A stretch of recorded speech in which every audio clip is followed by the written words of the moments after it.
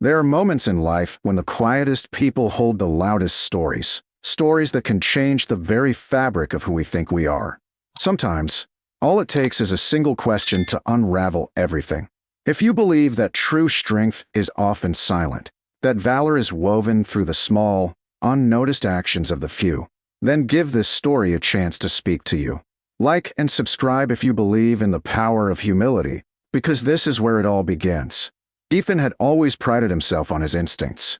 He was a Navy SEAL, and his ability to read people, situations, and surroundings had kept him alive more times than he could count. That's what made him such a reliable leader during training exercises. His gut feeling was almost always spot on. But today, something about the camp felt different, as if the usual hum of activity had a quieter undertone, a pulse just beneath the surface that he couldn't quite place. The sun blazed down from above, casting harsh shadows across the concrete paths, making everything seem more sharp-edged than it should. The air smelled of dust and sweat, a familiar scent that clung to the fatigues of his team, now halfway through their grueling training day. Their mission was clear, but for some reason, Ethan felt an odd sense of restlessness that he couldn't shake. As he marched with his team toward the mess hall, trying to shake off the weight of his thoughts, something, or rather, someone, caught his eye. A woman, seated at one of the tables, her posture relaxed yet confident, absorbed in something on her laptop. She wasn't like the usual guests or family members who visited the base. No, this woman was different. The way she held herself, the quiet composure she exuded, made her stand out in a way that was almost unsettling. Ethan couldn't help but glance her way again, his eyes scanning her from behind his sunglasses. She wasn't even looking up, but there was something about her presence that set his instincts off. She wasn't part of the military, of that he was certain. Her clothes were far too civilian. A simple blouse, slightly wrinkled, and dark jeans, with a pair of sneakers that had seen better days. Yet, there was an air about her that suggested something far deeper than the surface implied. Ethan wasn't a fan of unnecessary small talk, but something about this woman's presence made him pause. He didn't know why, but he felt compelled to approach her. He was the one in charge of the training today, not her. But there was a curiosity pulling at him, gnawing at the edges of his mind, like a door just slightly ajar that begged to be opened. Maybe it was the fact that she was sitting alone, or perhaps it was her effortless stillness in a place where noise and chaos usually ruled. But whatever it was, it felt like a challenge. As he walked closer, he could feel his teammates behind him, their energy a mix of fatigue and anticipation. A few of them whispered, clearly entertained by Ethan's sudden interest in the lone woman sitting by herself. "You think she's a civilian contractor?" One of them joked under his breath.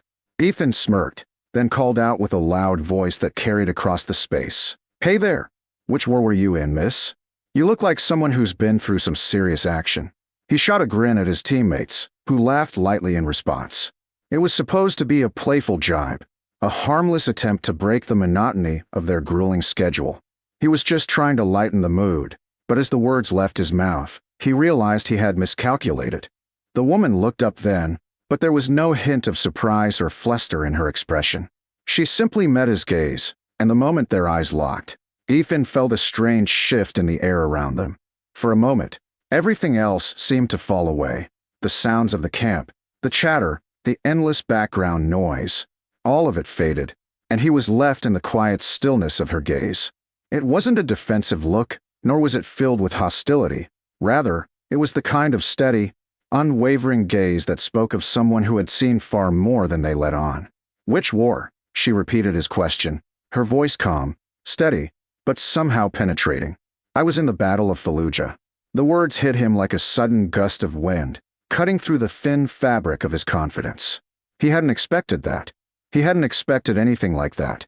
For a moment, Ethan stood there, trying to process the weight of her response, the casualness with which she said it, as though it was no big deal.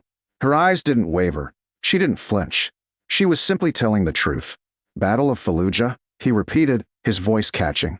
It was a place he had only heard of in stories. Gruesome, brutal stories told around campfires and late nights. The one battle that had broken even the hardest of Marines. The woman nodded slowly, her fingers lightly tapping on the table in an almost absent-minded gesture. "Yes, I was a medic with the 3rd Battalion, 5th Marines." We lost a lot of good men there. But I didn't leave until I saved as many as I could. Ethan's words failed him. What do you say to someone who has lived through that? He had faced danger, sure, faced death more times than he could count. But it was different when you heard someone speak so plainly about it, so matter-of-factly.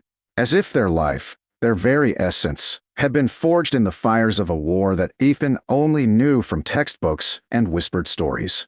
Her voice was steady, calm, but there was a flicker of something else there, something deeper. A recognition that this woman was no stranger to war, and whatever she had been through, it was far more than he could even imagine. The moment hung in the air between them, a heavy silence that spoke volumes. Ethan stood there for what felt like an eternity, caught in the quiet pool of her gaze. His teammates, once laughing, were now uncomfortably still, their eyes darting between Ethan and the woman. Ethan's mind raced. He didn't know what to say, or even if anything he said would matter. Finally, he found his voice, though it sounded small against the weight of her words.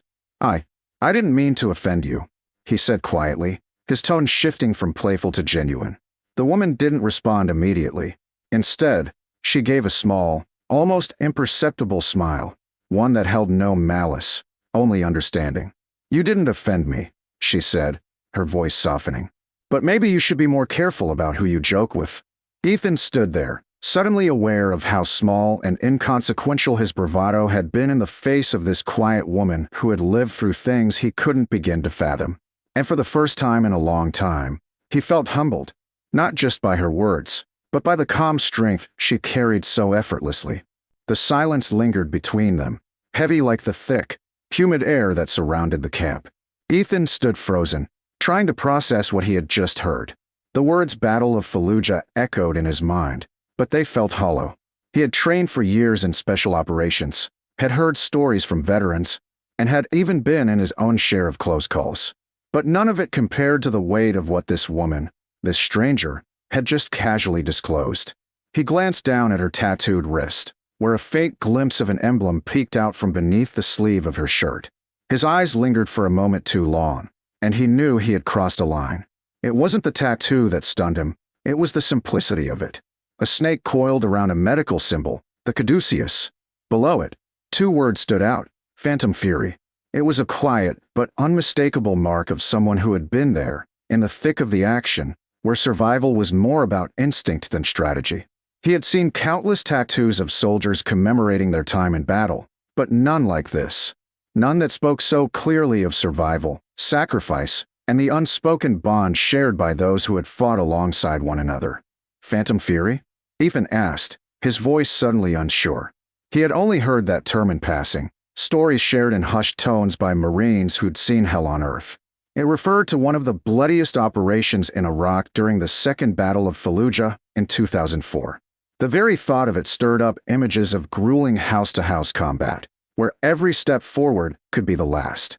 She nodded, her gaze steady.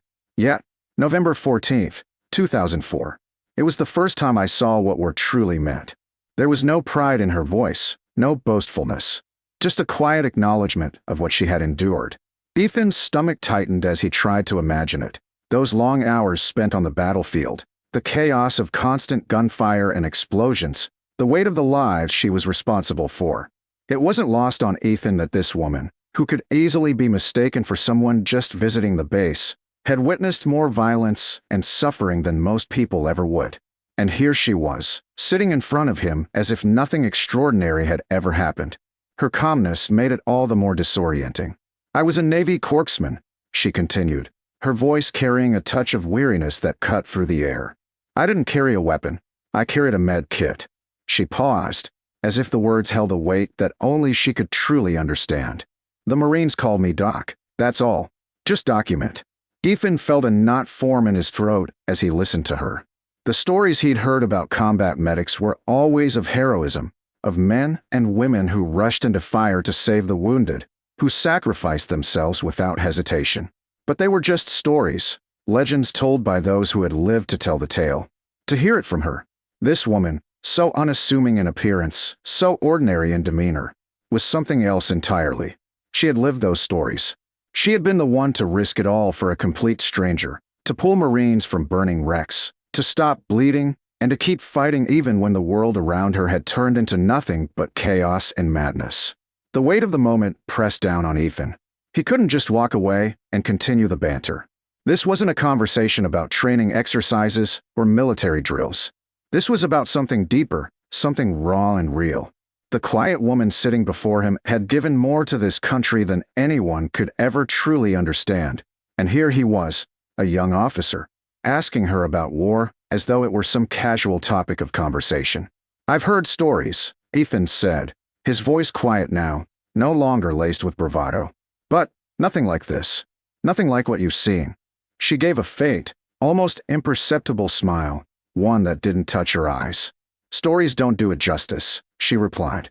"There's no way to explain what happens out there, in the thick of it. It's not about the medals or the accolades. It's about the guys you saved. That is what matters. I didn't leave until I knew they were all getting out of there." She paused, her eyes shifting, lost for a moment in a memory that only she could relive. The hardest part wasn't the bullets or the bombs. It was the waiting to hear if anyone else was coming back. And when they didn't, you just kept moving. You didn't stop. You couldn't. Ethan felt a lump in his throat. He had spent years training for combat, preparing for the worst-case scenarios, but he had never been in a situation where the difference between life and death depended on someone's ability to remain calm in the face of the unimaginable. He had never been the one to save lives in the way she had. His training was about taking life, not preserving it. This woman, in her quiet dignity, had lived through something he would never fully understand.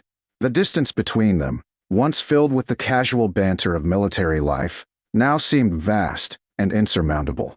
He had no words to offer, nothing that could even begin to express the gratitude or respect he felt in this moment. What could he say? How could he possibly match the gravity of what she had experienced? Emily shifted in her seat, glancing at her watch. "I should get going," she said, as if the conversation had ended. But Ethan could tell that it hadn't. Not for him, at least. The story she had shared with him had unlocked something deep within him, a respect for those who had endured the unendurable. He had thought he understood what it meant to be a warrior. But now, looking at this woman, this doc who had lived through the fires of war, he realized how little he truly knew. "Wait," Ethan said, his voice a little too quick as he stepped forward. I didn't mean to just brush this off. You really save lives out there. I can't even imagine what that must have been like." Emily paused and then gave him a slow, steady look, her expression unreadable.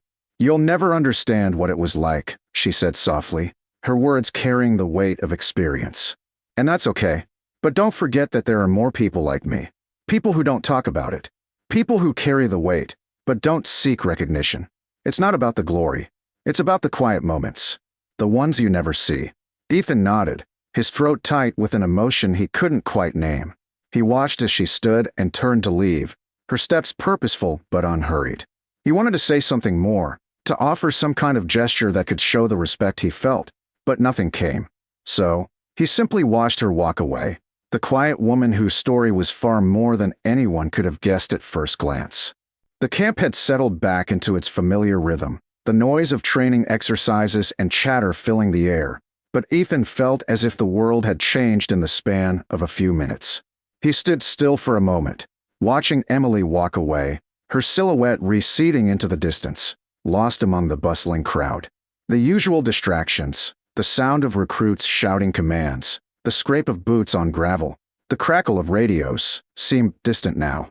His mind, once so focused on the next task, the next drill, was occupied only with the quiet woman who had unknowingly redefined what it meant to serve. He hadn't expected the encounter to unfold the way it had. In his world, war was a series of tactical maneuvers, adrenaline-pumping engagements, and endless drills designed to prepare soldiers for anything. What Emily had shared with him, however, was something entirely different, a reminder that true courage often manifested not in the loud moments, but in the quiet ones, in the split-second decisions that saved lives without anyone noticing. Her bravery had been forged not in the spotlight, but in the darkness, amidst the constant chaos of a war zone. Ethan's mind raced as he processed everything she had said. How she had run into gunfire to rescue Marines. How she had stayed calm when death was only a breath away. How she had made sure no one was left behind. even when everything seemed lost. It was a lesson in humility that stung more than any physical injury he had ever received. As a SEAL, he had been trained to be the best, to face danger head-on. But Emily's story had shown him a side of war he had never fully understood. The sheer, unspoken courage of those who didn't fight with weapons, but with their hearts and hands, stitching up wounds, saving lives, and carrying the weight of their fallen comrades. As the hours passed, Ethan found himself reflecting on his own journey, the arrogance and certainty with which he had once approached the world. He had thought that the battlefield belonged to warriors with rifles in hand, men and women who faced death with their weapons drawn. But now, with Emily's quiet strength burned into his memory, he realized that there were other types of warriors, those who had served with compassion and resolve, those who had shown valor without needing the world to recognize it. That evening, during a break in the training, Ethan found himself sitting alone in the mess hall, the clatter of trays and the chatter of fellow soldiers filling the space around him. The air was thick with the usual bravado and noise, but his thoughts were far away, still lingering on Emily's words. His teammates, oblivious to the internal shift happening within him, joked and laughed about the day's exercises. Yet, for Ethan, it was the quietness of the world around him that held the most weight. He realized he had to find her again, had to apologize properly, even if it wasn't about the joke anymore. He needed to show the respect she had earned, the respect he had failed to give earlier. The next morning, when he finally found Emily in the camp's main courtyard, she was sitting on a bench, her laptop open once more, the serene calm that seemed to define her never wavering. This time, when Ethan approached her, he didn't speak in the playful tone that had started their first exchange. His voice was steady, sincere. "I owe you an apology," he said, standing before her. "I judged you based on what I thought I knew, but I didn't take the time to really see who you are. I was wrong." She looked up at him, her expression unreadable, but there was a slight softening in her eyes. "Apology accepted," she said quietly. "It's not about what you say. It's about what you do. You'll learn that soon enough." Ethan nodded, humbled by her response. "Thank you. And if you ever want to talk more about it, about what happened out there, I'd be honored to listen." Her eyes studied him for a moment, as if weighing the sincerity in his words. After a long pause, she simply nodded. "Maybe another time." As she turned her attention back to her laptop, Ethan stood there for a moment, the weight of their conversation settling into his chest. He wasn't sure if she would ever share more with him, and in some ways, that didn't matter. What mattered was that he had learned something invaluable in those brief moments, the kind of lesson that couldn't be taught in any classroom or during any drill. Emily had shown him what true service was, sacrificing in silence, protecting in the face of danger, and doing it all without expecting recognition.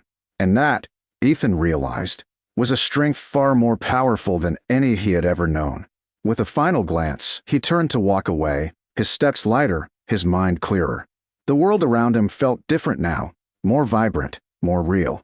He knew he would carry Emily's story with him from here on out, and whenever he was faced with uncertainty or challenge, he would think back to the quiet strength she embodied. The kind of strength that didn't need to shout to be heard. The kind of strength that, when it spoke, silenced the room.